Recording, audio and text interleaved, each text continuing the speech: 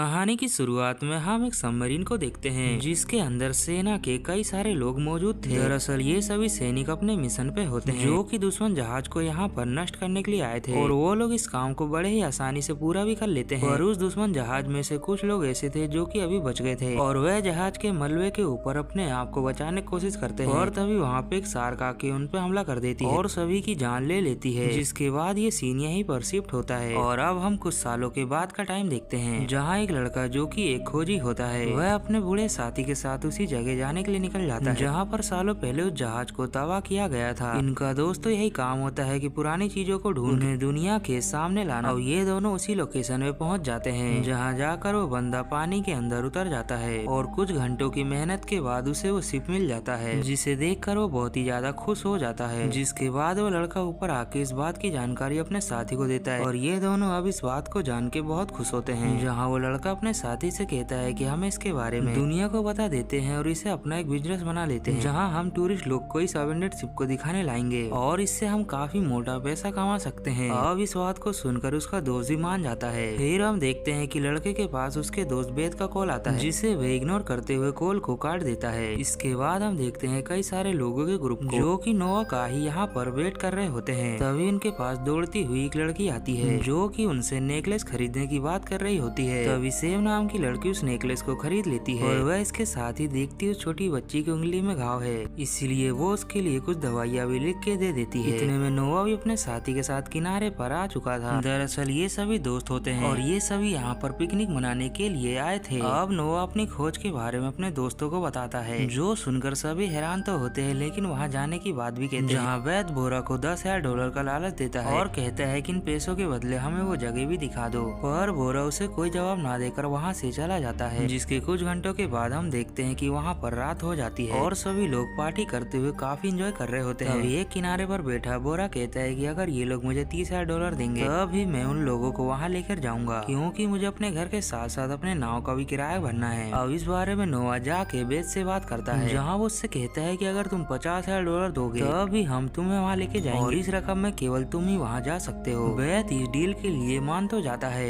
लेकिन वो कहता है कि मेरे दोस्त भी साथ चलेंगे जिस पर ना चाहते हुए भी नोआ मान जाता है। और फिर अगले दिन होते ही ये लोग उस सफर के लिए निकल जाते हैं जहाँ कुछ घंटों तक चलने के बाद ये लोग वहाँ पर पहुँच जाते हैं। लोकेशन पर जाने के बाद ये लोग अपने सूट पहन के पानी के अंदर उतर जाते हैं जहाँ नोआ सभी को गाइड करता हुआ शिप के पास लेके जाता है। अब ये लोग शिप के पास पहुँचते ही उसे बड़े ध्यान से देखने लगते हैं। कुछ देर तक उस शिप को ध्यान से देखने के बाद यह लोग अब ऊपर जाने का डिसाइड करते हैं लेकिन इससे पहले कि ये लोग ऊपर जाते तभी इनके ऊपर शार्क हमला कर देती है जिसकी वजह से इनका एक साथी जख्मी हो जाता है। पर ये लोग ये देखने के बाद जैसे तैसे एक सेफ जगह पे पहुंचते हैं लेकिन अब शार्क का यहाँ होना इन लोगों के अंदर दहशत ला देता है और ये लोग अब काफी टेंशन में यहाँ से निकलने की बात कहते हैं। पर ये लोग जहाँ पे छुपे थे वहाँ से शिप की दूरी काफी ज्यादा थी और अगर ये लोग सब कुछ भूल के शिप के पास जाने की कोशिश करते भी हैं तो बीच में वो शार्क इन पे हमला जरूर करेगी। अब धीरे धीरे ये लोग बहुत ही टेंशन में आ जाते हैं क्योंकि अब इनके ऑक्सीजन की मात्रा भी खत्म होने वाली होती है। पर अब जो भी हो नोआ इन्हें दिलासा देता है जिसके बाद ये लोग देखते हैं कि ये जहाँ पे होते हैं वहाँ पे एक ऊपर जाली होती है जिसे ये लोग निकालने की कोशिश तो करते हैं लेकिन वो नहीं निकलता यानी कि इन्हें अपने शिप तक रिस्क लेते हुए वहाँ तक तैर के जाना होगा। इसीलिए अब ये लोग हिम्मत करते हुए तैर के आगे बढ़ते हैं। पर अब इनका जो जख्मी साथी होता है वो काफी ज्यादा चिल्ला रहा होता है। तो ये देखकर सेम जो कि एक डॉक्टर होती है तभी उसकी नजर आगे बढ़ते हुए एक मेडिकल किट पे पड़ती है जिसके अंदर से वो दवाई को ढूंढ के अपने साथी को लगा देती है। और वह दवाई काफी पुरानी होने की वजह से एक्सपायर हो चुकी थी जिसकी वजह से उसका साथी मारा जाता है और इतने में ही वो शार्क आके इनके एक और साथी को जान से मार देती है। अब ये देख के ये लोग फिर से उसी जगह पे चले जाते हैं जहाँ पे ये लोग पहले थे लेकिन अब बेद नोआ से नाराज होता है और कहता है कि जब तुम्हें पता था कि यहाँ पे शार्क थे हम लोगों को यहाँ पे क्यों लेके आए। और इन दोनों के बीच काफी तगड़ी बहस होने लगती है जो देखकर सेम इन दोनों को शांत करवाती है। अब नोआ इन लोगों को कहता है कि अगर मैं तुम्हें यहाँ पे लाया हूँ मैं ही बाहर लेके जाऊंगा इसीलिए वो सबको यहीं पे ठहरने का कह के अकेले यहाँ से बाहर निकलने का रास्ता ढूंढने के लिए चला जाता है। और वहीं हम दूसरी तरफ देखते हैं बोरा को जो कि नाव के ऊपर मस्त सबके लिए खाना बना रहा होता है और उसे थोड़ा भी अंदाजा नहीं होता कि समुद्र के नीचे क्या कुछ चल रहा है। इधर वैद को लगता है कि शायद नोआ अकेले ही बाहर भाग जाएगा इसीलिए वो वहाँ ना रुककर वहाँ से भागने की कोशिश करता है जहाँ वो किस्मत से शिप के पास तो पहुँच जाता है लेकिन इससे पहले कि वो शिप के ऊपर चढ़ पाता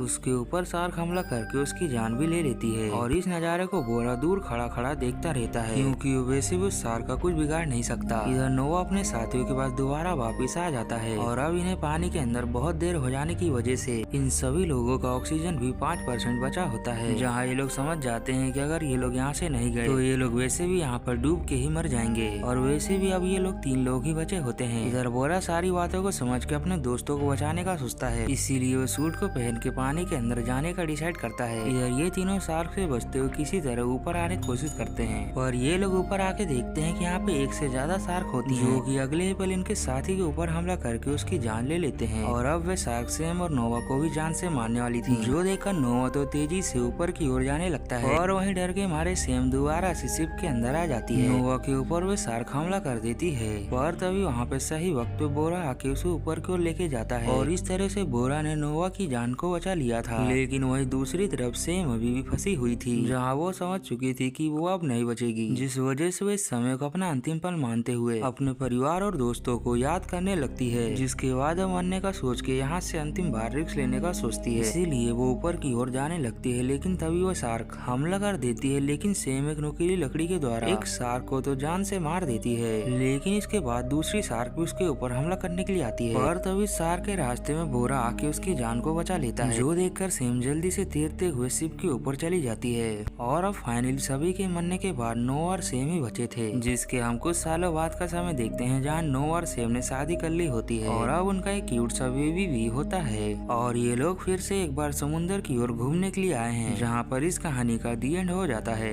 अब मिलते हैं अगली वीडियो में, तब तक के लिए बाय बाय।